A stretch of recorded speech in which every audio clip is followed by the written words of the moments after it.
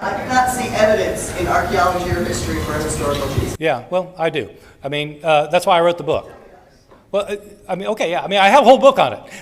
I mean, so there is a lot of evidence. I mean, there is so much evidence that it is not. I mean, I know in the crowds you all run around with, it's commonly thought that Jesus did not exist. Let me tell you, once you get outside of your conclave, there's nobody who. I mean, this is not even an issue for scholars of antiquity. It is not an issue for scholars. There is no scholar in any college or university in the Western world who teaches classics, ancient history, New Testament, early Christianity, any related field who doubts that Jesus existed. Now, that is not evidence. That is not evidence. Just because everybody thinks so doesn't make it evidence. But if you want to know about the theory of evolution versus the theory of creationism, and every scholar in every reputable institution in the world believes in evolution, it may not be evidence, but if you've got a different opinion, you better have a pretty good piece of evidence yourself.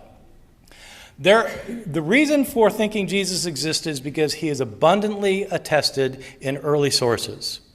That's why. And I give the details in my book.